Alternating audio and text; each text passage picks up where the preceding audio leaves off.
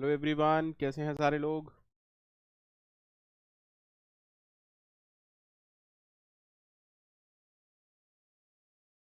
Morning everyone, कैसे हैं सारे लोग। फटाफट से मुझे बताएं, is everything okay, audio video clear है।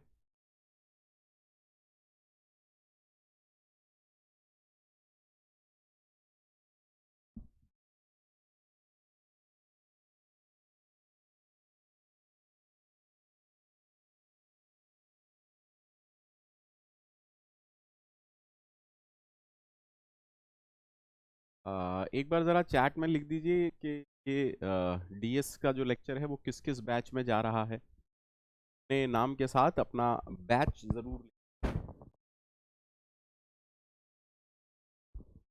कोई बात नहीं, अनिकेत रॉय, परेशान मत होइए।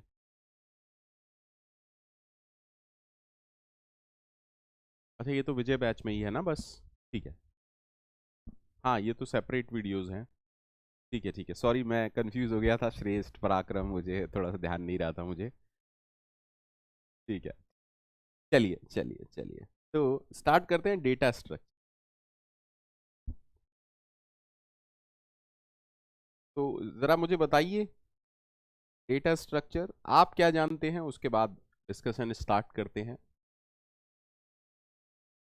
ये एक इंट्रोडक्टरी क्लास है, सिर्फ इंट्रोडक्शन दूंगा इसमें, इसलिए थोड़ी छोटी क्लास रहेगी। What is data structure.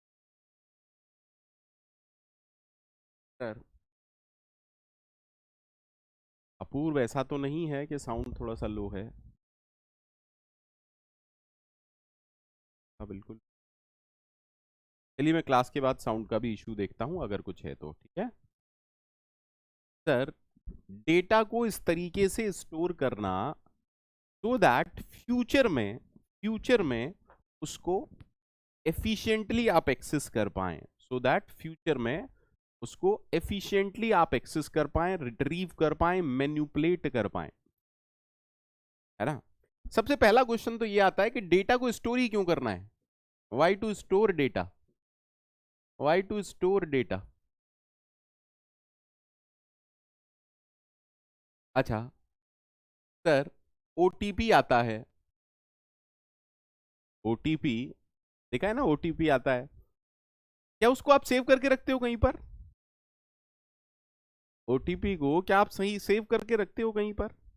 एक बार उसका काम डन, उसके बाद आपको कोई मतलब नहीं ओटीपी से, है ना। ये एक ऐसा डेटा है जो फ्यूचर में कभी काम नहीं आएगा, है ना। Is that okay. हाँ सर। सर, डेटा हम सिर्फ वो सेव करते हैं जो फ्यूचर में काम आने वाला है। एक और एग्जांपल लेता हूं। कोई मिस कॉल आई आपको, ठीक है, कोई मिस्ड कॉल आई, ठीक है। अब मिस कॉल पर भी कोई पागल सा आदमी आपसे बात कर रहा है, हाँ जी, चौधरी साहब हैं क्या। Please try to understand. आपने बोल दिया कि भैया मिस कॉल मतलब रॉन्ग नंबर है, क्या आप उस नंबर को सेव करेंगे फिर भी। क्या आप उस नंबर को फिर भी सेव करेंगे। नहीं sir. Why to save that data. तो डेटा जो कि फ्यूचर में कभी काम नहीं आने वाला है, हम उसको कभी स्टोर नहीं करते। दैट मीन्स कौन सा डेटा आप स्टोर करते हैं। सर, हम सिर्फ वो डेटा स्टोर करते हैं जो कि फ्यूचर में काम आएगा। हम सिर्फ वो डेटा स्टोर करते हैं जो फ्यूचर में काम आएगा। Am I right. In general तो ऐसा ही करते हैं, बाकी कुछ लोग कबाड़ी भी होते हैं, तो वो कुछ, है ना, बहुत सारा कबाड़ भी रखते हैं अपने घर में। ठीक है। सबको क्लियर है, सबको क्लियर है एकदम मक्खन की तरह। हम वो डेटा को स्टोर करते हैं या करना चाहिए जो फ्यूचर में कभी काम आने वाला है। ठीक है। ठीक है सर। अब मान लीजिए हमने डेटा स्टोर किया, ठीक है। तो डेटा को स्टोर करने के तो हमारे पास बहुत तरीके हैं। Try to understand what is data structure. Data को इस तरीके से स्टोर करना सो दैट फ्यूचर में उसको हम एफिशिएंटली रिट्रीव कर पाएं, उससे इंफॉर्मेशन आसानी से निकल पाएं, उसको मैन्युपुलेट, एक्सेस इजीली कर पाएं। Is that okay. That is called as data structure. किताबी ज्ञान की बातें बिल्कुल नहीं करता हूं मैं। सबको क्लियर है, सबको क्लियर है। और समझाने के लिए मैं बड़ा ही बेसिक सा एग्जाम्पल लेता हूं, बचपन का एग्जाम्पल, जिसमें हम बात करेंगे काउंटिंग की। ठीक है, आपके घर में कोई बच्चा हो तो देख लीजिएगा, काउंटिंग ऐसे ही लिखते हैं ज्यादातर बच्चे। मान लीजिए मैडम ने, है ना, या सर ने कहा कि राइट काउंटिंग फ्रॉम 1 to 1000 और 1 to 100 और 1 to 200, 1 to 1000 as an example ले रहा हूं। ठीक है, कोई बच्चा हो तो देख लीजिएगा, सच बोलिएगा, मेरे से कभी झूठ मत बोलिएगा। तो कुछ हम में से ही कुछ लोगों ने, अगर किसी को याद हो अपने माँ बाप से पूछिएगा, हम में से कुछ लोग क्या करते हैं, काउंटिंग कुछ ऐसे लिखते हैं, 1 2 3 10 11 12 13 91 92 93। That means row wise arrangement, हम में से कुछ लोग रो वाइज लिखते हैं with a grouping of 10। Can I say this is what is this sir? ठीक है। और हम में से ही कुछ लोग हर पेज पर कैसे लिखते हैं सर? कॉलम वाइज लिखते हैं, समथिंग लाइक दिस, 1 3 10 11 12 13 20 21 93। ठीक है, कुछ लोग बचपन से ही बड़े समझदार होते हैं और चीजों को एफिशिएंटली करते हैं, है ना, और वो क्या करते हैं,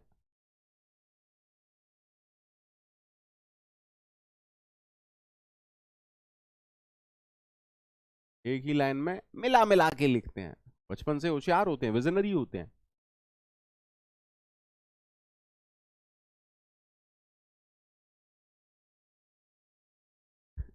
झूठ तो नहीं बोलना ना, किसी बच्चे की कॉपी खोल के देख लीजिएगा, हर पेज पर इनमें से ही किस कोई तरीके से बच्चा लिखता है।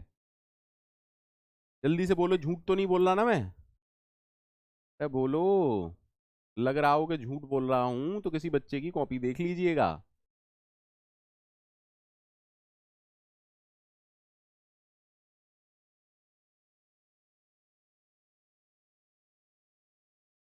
ठीक है, ठीक है, मैं कुछ ऐसा लिखता था।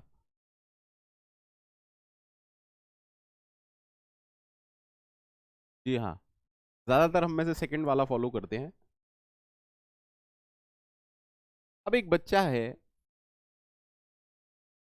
एक बच्चा है जो कोई ऑर्डर फॉलो नहीं करता है, एक बच्चा है जो कोई ऑर्डर फॉलो नहीं करता है।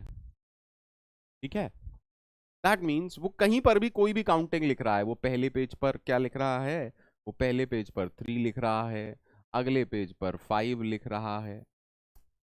ठीक, तो ये 4 बच्चों की कहानी मैंने आपको समझाई, है ना, 4 बच्चों की कहानी मैंने आपको समझाई, आराम से समझिएगा। ये क्या है सर? एक्चुअली में डेटा स्ट्रक्चर है, this is row wise arrangement with a grouping of 10, with a grouping of 10। ये क्या है सर? ये कॉलम वाइज अरेंजमेंट है, this is column wise arrangement with a grouping of 10।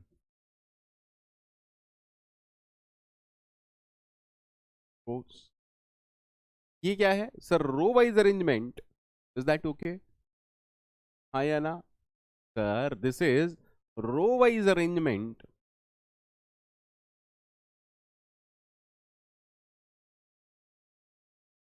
with a grouping of 20।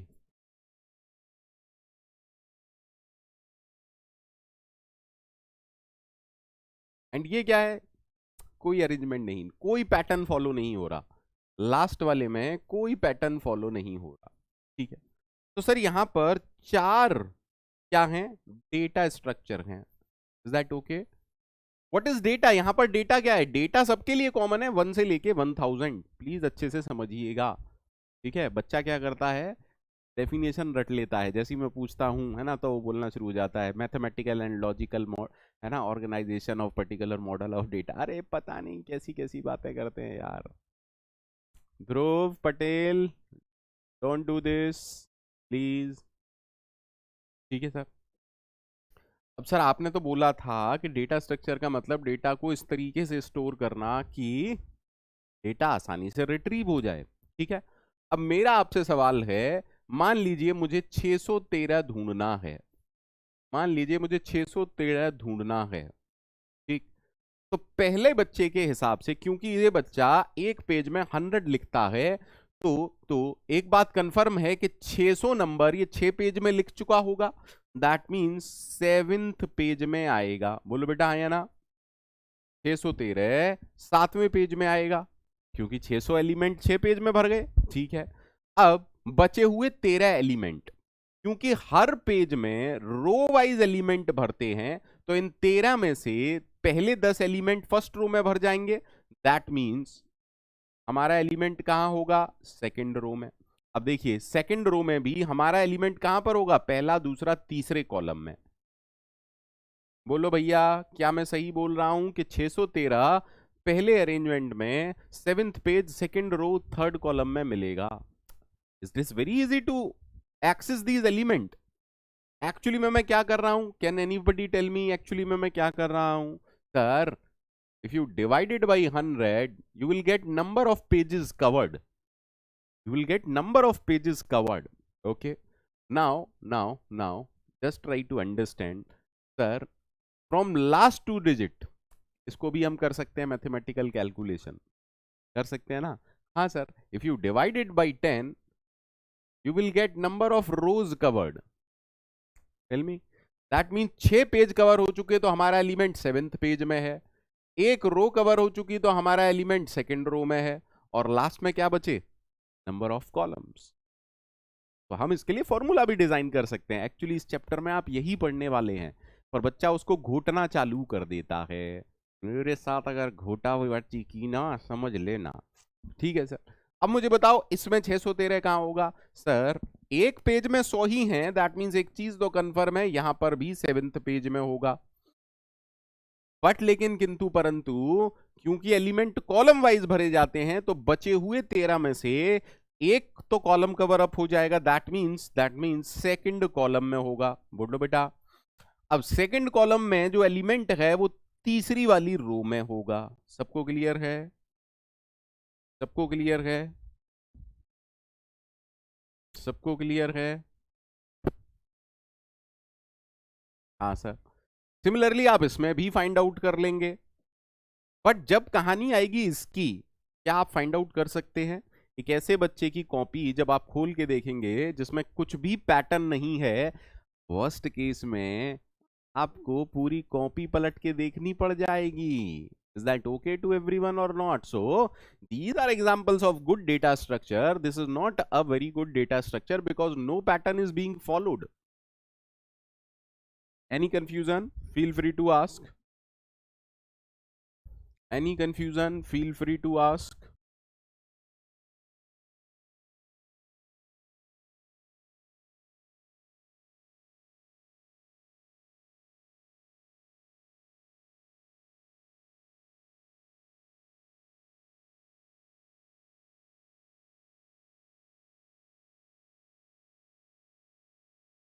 ठीक है। Example number 2। सबके पास smartphone होगा। Smartphone में एक कॉन्टैक्ट लिस्ट होती है जो कि सॉर्टेड वे में कॉन्टैक्ट अरेंज होते हैं, है ना? और आपके मोबाइल में एक सर्च फैसिलिटी भी होती है। जैसे ही आप सर्च में नाम डालते हैं, उस नाम के सारे कॉन्टैक्ट्स आपके सामने आ जाते हैं। ठीक है। ठीक है। अब कुछ समय के लिए मान लीजिए कि डेटा सॉर्टेड नहीं है और सर्च फैसिलिटी भी नहीं है। Please try to understand. Data ना तो सॉर्टेडली स्टोर है, ना सर्च फैसिलिटी है। जब भी आप एक नंबर ऐड करते हैं, वो रैंडमली कहीं पर भी ऐड हो जाता है, किसी भी ऑर्डर में। मतलब जो कॉन्टैक्ट लिस्ट है वो जम्बल्ड वे में है, पहले पी है, उसके बाद ए है, उसके बाद एम है। क्वेश्चन समझ में आ रहा है सभी लोगों को? तो अब अगर आपको मान लीजिए कोई कॉन्टैक्ट ढूंढना है, तो आपको क्या करना पड़ेगा? सर, हमें स्क्रॉल अप या स्क्रॉल डाउन करना पड़ेगा सारे के सारे कॉन्टैक्ट लिस्ट को। जो काम पहले फ्रैक्शंस ऑफ सेकंड में हो जा रहा था, जो काम पहले सेकंड्स में हो जा रहा था, अब उसके लिए आपको एंटायर कॉन्टैक्ट लिस्ट देखनी पड़ जाएगी। डेटा तो सेम है ना, डेटा क्या है यहां पर? Contact list. डेटा क्या है यहां पर? कॉन्टैक्ट्स, आया ना। बट जैसे ही आपने डेटा को स्टोर करने का तरीका बदला, यहां पर क्या है? डेटा अनसॉर्टेड वे में स्टोर है, तो क्या हो गया? टाइम ज्यादा लगने लग गया। Is that okay? Is that okay? That okay? भैया मेरे में तो 800 कुछ हैं, 892 कुछ कॉन्टैक्ट्स हैं। अभिनव त्यागी मुझे कह रहे हैं कि 450 हैं। मेरे में 892 थे, ये भी मैंने काफी टाइम पहले देखे थे। अब तो मुझे पता भी नहीं कितने कॉन्टैक्ट होंगे। पहले बताओ, चीज समझ में आई जो मैं समझाने का यहाँ पर प्रयास कर रहा हूँ? जो मैं आपको यहाँ समझाने का प्रयास कर रहा हूँ, वो चीज आपको समझ में आई या नहीं आई? बस ये बताओ पहले मुझे, जल्दी से बताओ।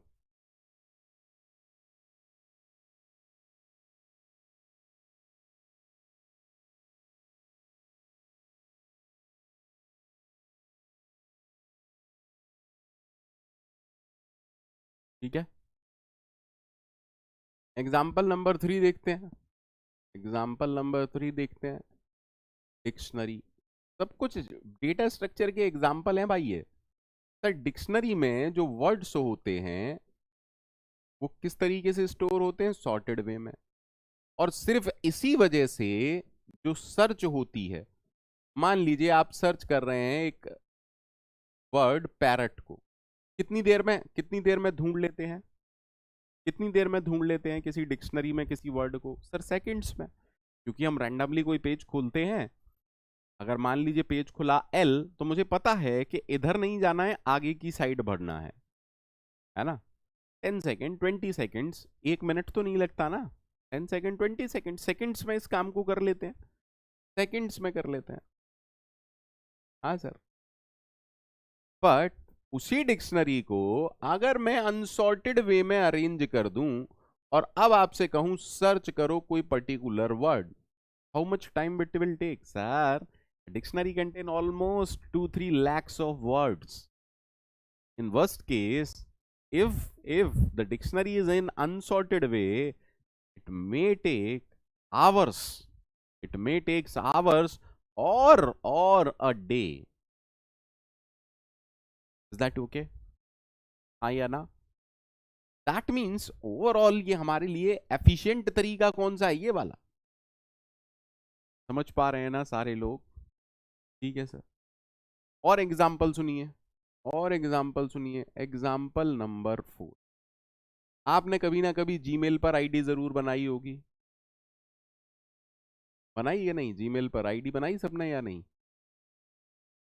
बनाई है सर। लगभग 160 करोड़ यूजर हैं जहां तक मुझे पता है, इससे ज्यादा ही होंगे। लगभग 160 करोड़ यूजर्स हैं। कितने हैं? 160 करोड़। शायद इससे ज्यादा ही होंगे, ये तो आंकड़ा मेरे को 2016 या 14 का था शायद ये। 160 करोड़ यूजर्स हैं। तो जब भी आप आईडी बनाने की कोशिश करते हैं, वो कहता है आईडी ढूंढो, है ना। मतलब आईडी आप क्या होगी? मान लीजिए मैंने एक आईडी लिखी, Pankaj dot Sharma @pw.live। Please इस पर करिएगा मत, ये मेरा आईडी नहीं है, ये मेरा नहीं है मेल आईडी। ठीक है, ये मेरा मेल आईडी नहीं है, तो प्लीज इस पर मेल मत करिएगा, ये सिर्फ मैंने एग्जांपल लिया है। ठीक है, ठीक है सर। अब प्लीज ट्राई टू अंडरस्टैंड, अगर ये आईडी एग्जिस्टिंग आईडी होता है तो आपको फ्रैक्शन ऑफ सेकंड में पता चल जाता है कि this ID already exist. Am I right? Am I right? Even आप पूरा टाइप भी नहीं करते, उससे पहले ही पता चल जाता है ना, that this email ID already exist. अब देखो, आप कहां पर हो? एक लोकल मशीन पर। आप कहां पर हो? एक लोकल मशीन पर। जीमेल का सर्वर कहीं और है। आराम से समझिएगा भाई, जीमेल के जो यूजर्स की स्टोरेज है या डेटाबेस है वो कहीं और है। आराम से समझिएगा। बहुत आराम से समझिएगा, है ना। मतलब with in fraction of second में क्या क्या काम हो गया। वहां गया, 160 एंट्रीज चेक की और फटाफट से पता लगा लिया।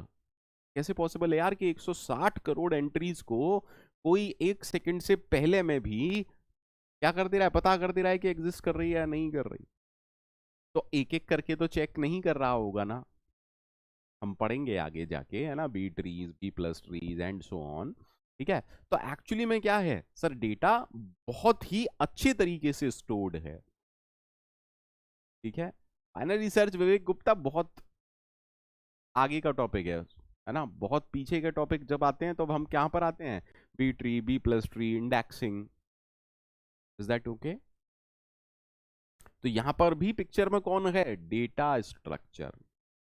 पहले बताओ डेटा स्ट्रक्चर क्लियर हुआ इन 4 एग्जांपल से कि क्यों पढ़ रहे हैं डेटा स्ट्रक्चर, क्यों पढ़ रहे हैं डेटा स्ट्रक्चर। ठीक है। अब देखो दूसरा सवाल सुनिएगा, दूसरा सवाल सुनिएगा कि sir choice of data structure किस पर मैटर करती है, चॉइस ऑफ डेटा स्ट्रक्चर किस पर मैटर करती है। फिर से आ रहा हूं एग्जाम्पल नंबर 1 पर। अगर हमारा काम सिर्फ ये होता राइट काउंटिंग फ्रॉम 1 to 100, अगर हमारा काम सिर्फ ये होता राइट काउंटिंग फ्रॉम 1 to 100,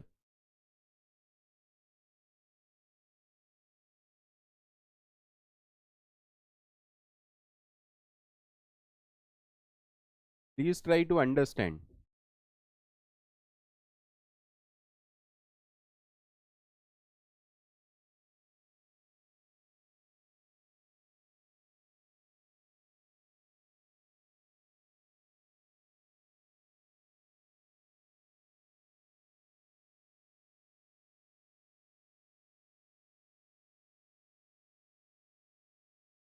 यहां पे मैंने 3 डेटा स्ट्रक्चर लिए, 3, 9। ये वो बच्चा है जो कहीं पर भी लिख रहा है। अब आराम से सोचिएगा, अगर हमारा काम सिर्फ ये होता 1 से लेके 100 को स्टोर करना है, सर्च जैसा कुछ नहीं करना है, तो तीनों ही बढ़िया है। ये भी बढ़िया है, ये भी बढ़िया है, ये भी बढ़िया है। अगर हमारा काम सिर्फ ये था कि 1 से लेके 100 को लिखना है, बाद में कल परसों तरसों कोई ये नहीं पूछेगा कि इसमें 93 कहां होगा, then everything is okay. All 3 are good data structure. Just try to understand. ये कॉन्सेप्ट बच्चा सोचता ही नहीं है। कभी इंटरव्यू में पूछ लिया जाए कि चॉइस ऑफ डेटा स्ट्रक्चर किस पर डिपेंड करता है, बच्चा खाली एकदम, sir that okay. Choice of data structure इस चीज पर डिपेंड करता है कि आप उस पर कौन सा ऑपरेशन लगाने वाले हैं, कितनी बार लगाने वाले हैं। चॉइस ऑफ डेटा स्ट्रक्चर किस पर डिपेंड करता है, what operations you are going to perform in the data structure and how many times, that is the what is the frequency of each such operation. फिर से सुनिए example number 2, फिर से सुनिए। सर अगर मेरे को अपनी कॉन्टेक्ट लिस्ट में, देखिए एक इंसान है जो कभी किसी को कॉल ही नहीं करता है, there is a person don't call anyone, there is a person who don't call anyone. भैया मेरे को चैट नहीं दिख रही है आप लोगों की, मैसेज नहीं दिख रहे हैं आप लोगों के, क्या सब कुछ क्लियर है? ओके। एक इंसान है जो इतना रिजर्व है, कभी किसी को कॉल नहीं करता है, तो अब इसकी कॉन्टैक्ट लिस्ट चाहे सॉर्टेड हो या अनसॉर्टेड हो, क्या कोई फर्क पड़ता है? नहीं सर। अगर उसे कभी सर्च करना ही नहीं है, दैट मीन्स उसे डेटा को कभी यूज ही नहीं करना, मतलब पड़ा है डेटा कि इनकमिंग आएगी तो दिख जाएगा किसका कॉल है, मुझे नहीं करना, then either you stored it sortedly or unsortedly, does that matter? Does that matter? नहीं सर, क्योंकि हमारा ऑपरेशन क्या है, कॉल रिसीव करना, हमारा ऑपरेशन है ही नहीं सर्च करना। सबको क्लियर है बेटा? सबको क्लियर है? सबको क्लियर है? जल्दी जल्दी बोलो सर। डिक्शनरी मान लीजिए दुनिया के एक ऐसी डिक्शनरी है जिसमें सिर्फ आप नया वर्ड ऐड करते हैं। कोई भी दुनिया में कोई भी इस डिक्शनरी से कोई वर्ड का मीनिंग नहीं देखना चाहता, सबको मीनिंग सारे पता है। Just assume if the situation is something like this, that no one in this entire world want to search a word in any dictionary, then there is nothing like search operation. तो dictionary में सिर्फ add होगा कोई भी नया word, M I right? अब अगर search होना ही नहीं है तो इस नए वर्ड को लास्ट में रख दो, बीच में रख दो, डेटा अनसॉर्टेड हो या सॉर्टेड हो, डज इट रियली मैटर्स? अरे टेल मी ना, फटाफट बोलो। देखो डेटा जब भी अरेंज्ड होता है ना, अरे सिंपल सा एग्जांपल लेते हैं, आप डॉक्टर के यहाँ गए, या पहले क्या था, बैंक में जाते थे, याद है बैंक में? पहले बैंक में क्या होता था?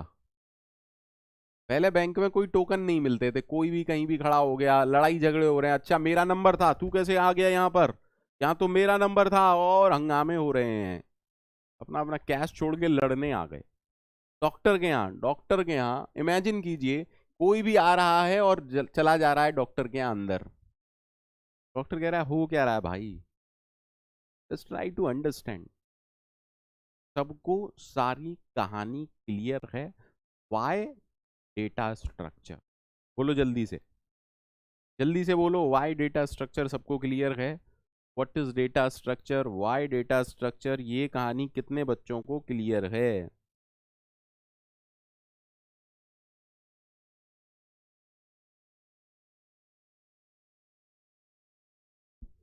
क्या कोई ऐसा है जिसे क्लियर ना हो तो पूछ सकता है मेरे से? मैं ये मान के पढ़ा रहा हूं आपको कि आपको कुछ नहीं आता है डेटा स्ट्रक्चर में, और सी आपने मुझसे पढ़ी है। जिसने सी ना पढ़ी हो प्लीज इन लेक्चर्स को अटेंड मत करिएगा।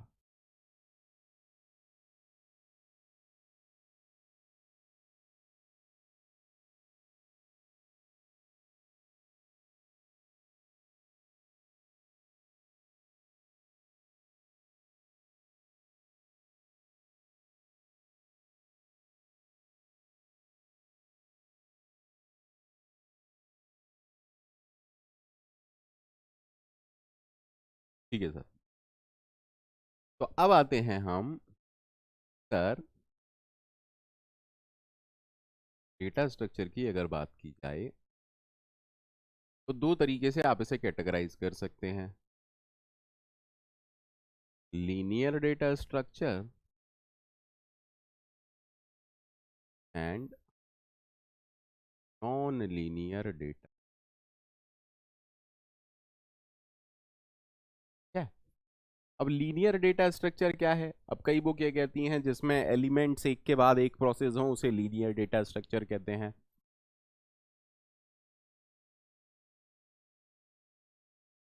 शुभम प्लीज पूरी सी पहले कंप्लीट कर लो, पैरेलली पूरी सी कंप्लीट करते हुए चलो।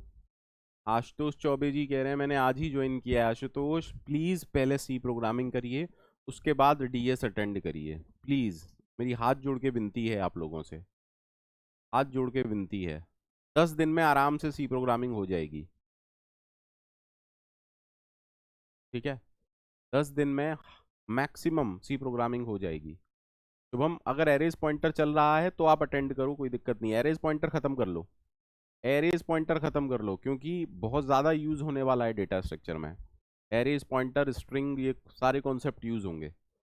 अब लीनियर डेटा स्ट्रक्चर एक्चुअली में है क्या? एक ऐसा डेटा स्ट्रक्चर, एक ऐसा डेटा स्ट्रक्चर जिसमें हर एलिमेंट के ज़्यादा से ज़्यादा 2 नेबर्स होंगे।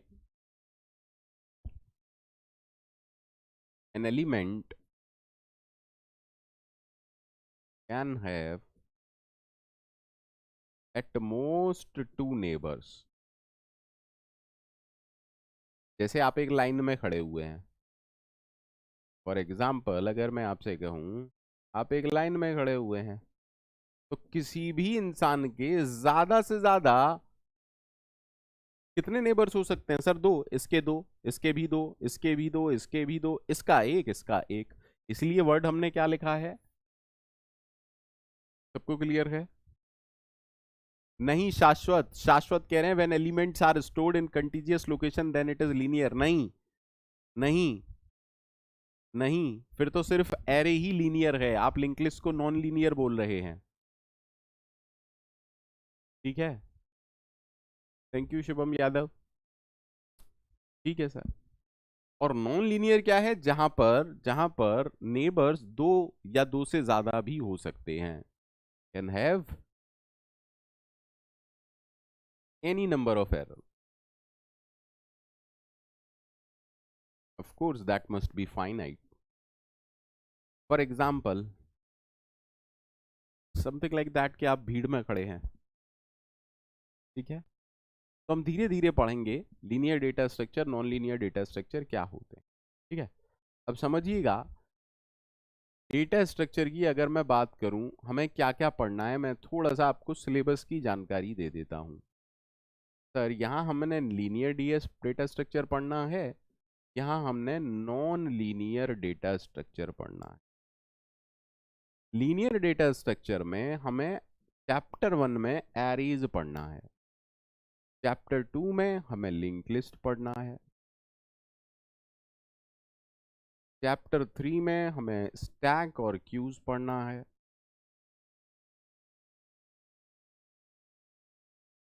ठीक है। नॉन लीनियर डेटा स्ट्रक्चर में हमें पढ़ना है ट्रीज, ग्राफ, और हैशिंग को मैं ना तो लीनियर में रख रहा हूं ना नॉन लीनियर में रख रहा हूं। तो ओवरऑल जो सिलेबस है वो ये है, ठीक। अब देखो जो चैप्टर 1 है एरेज, इसमें सिर्फ एड्रेस कैलकुलेशन वाला काम है। अगर आपने एरेज मुझसे पढ़ा है और यहां पर दोबारा जब आप पढ़ेंगे तो बस इसका क्वेश्चन आपसे छूटना ही नहीं है, ठीक है।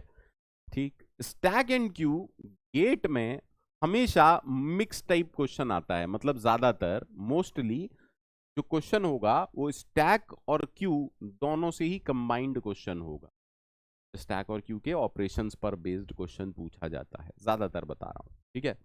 लिंक लिस्ट आपको कोड समझ में आने चाहिए, इसलिए मैं लिंक लिस्ट के लगभग 15 स्टैंडर्ड कोड आपको खुद रन करा के आराम से सारे कोड मैं आपको यहां पर लाइव करवाऊंगा रन, ठीक है।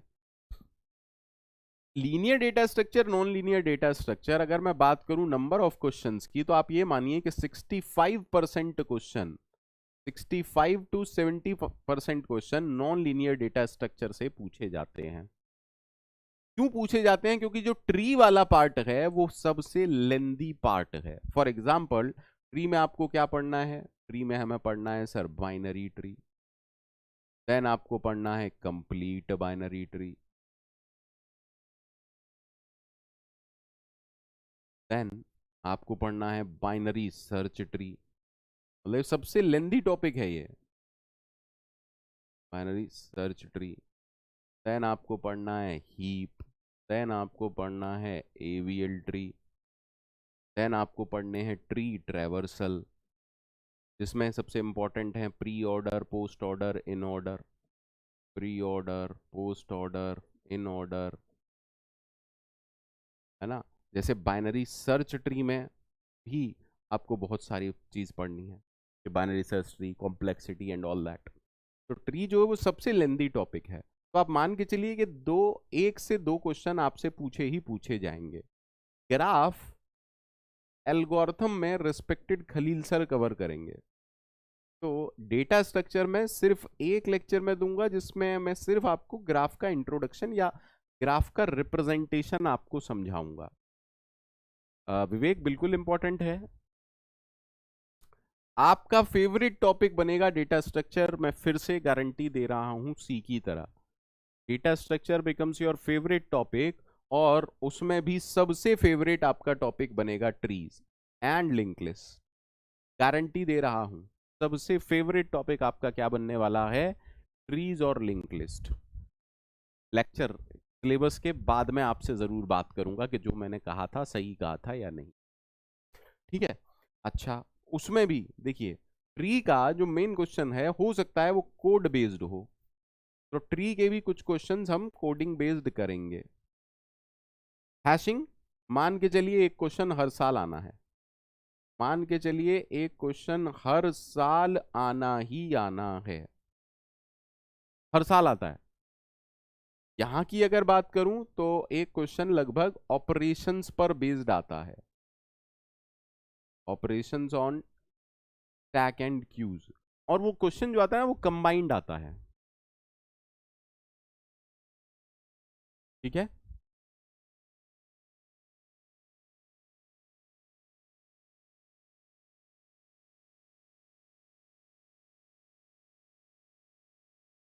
Any problem, any problem?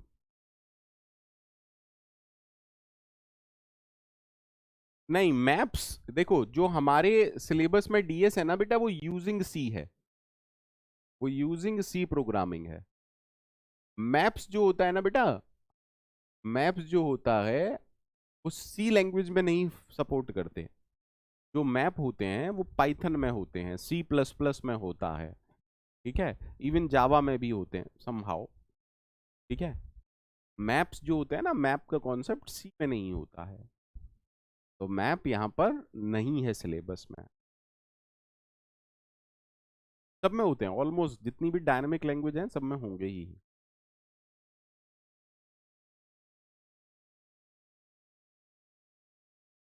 Is it okay to everyone? Is it okay to everyone? Sir क्या कोई बुक लेनी है? बिल्कुल नहीं लेनी। क्या कोई बुक लेनी है? अरे क्यों सजेस्ट करनी है, ड्रॉपर है यार हम, इतना टाइम नहीं है हमारे पास, इतना टाइम नहीं है। Pankaj sir, Pankaj sir, Pankaj sir के नोट्स काफ़ी हैं, काफ़ी हैं।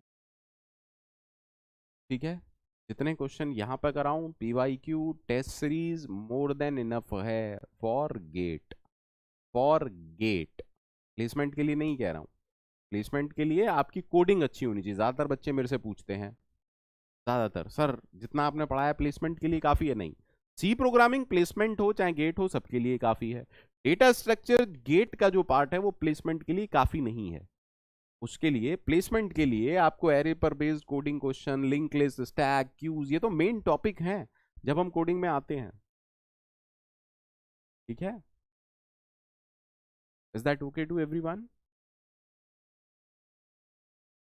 तो अगर अगर अगर मैं लिंक लिस्ट और ट्री पर कोई कोडिंग सेक्शन लूँ, कोडिंग सेशन लूंगा, तो उसके लिए एक्स्ट्रा क्लास मुझे लेनी पड़ेगी। ठीक है, तो जो लोग उसमें आना चाहें आ सकते हैं, नहीं आना चाहें ना आए।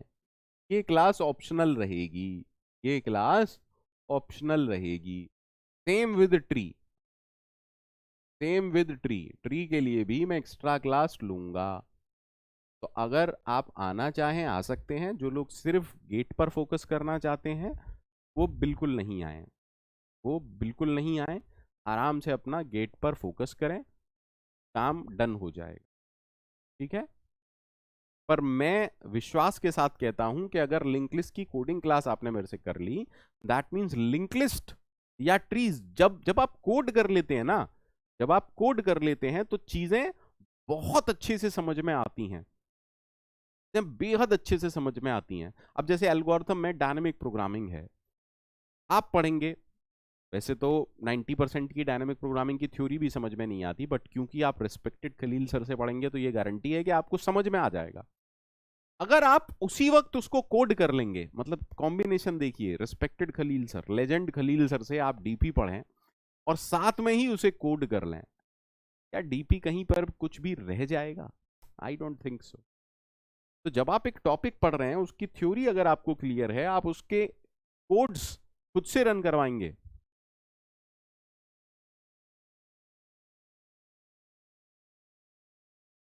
ये तो बहुत अच्छी बात है विवेक, बहुत अच्छी बात है ना, बहुत ही अच्छी बात है। तो जहां कहीं आप कोड कर सकते हैं जिस टॉपिक्स पर, वहां करें। ठीक है विवेक, विवेक अगर अगर आप कहीं और से लिंक लिस्ट पढ़ना चाहते हैं, वहां पर आपको लग रहा हो अच्छा पढ़ाया जा रहा है, वहां से पढ़ें, but my suggestion is code जरूर करें, कोड जरूर करें। My only recommendation is code जरूर करें। Is that okay? Is that okay? Done to everyone?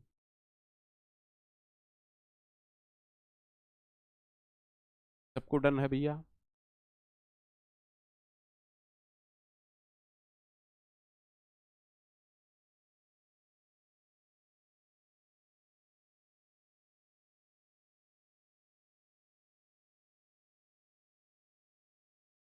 मैं जो मेरे फेवरेट टॉपिक होते हैं जिनमें मुझे पता है कि बच्चे को मैं जीरो से भी सिखा सकता हूं, उनके कोड मैं जरूर करवाता हूं। उनके कोड मैं जरूर करवाता हूं। ठीक है। प्रॉब्लम इज कि गेट में कोड नहीं करवाए जाते। गेट में कोई कोड नहीं करवाता। पर क्योंकि मेरा एस्पेक्ट प्लेसमेंट भी रहता है, मैं लास्ट 16 साल से CRT, C++, जावा, DS, एल्गो ये सब डील करता हूँ। इसीलिए मेरा इंटरेस्ट है कोडिंग पढ़ाने में। ठीक है। बट द प्रॉब्लम इज कि गेट में कोडिंग पढ़ाने का मौका नहीं मिलता है। ठीक है। But my suggestion is please come in the class. ठीक है। Please come in the class. ठीक है। चूजिंग, देखिए हमें ये समझना है।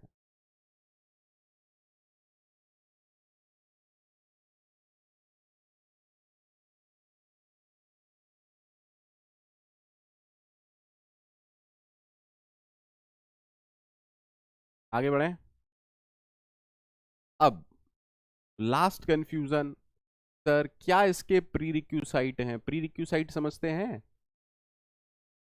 DS पढ़ने से पहले सर हमें क्या आना चाहिए?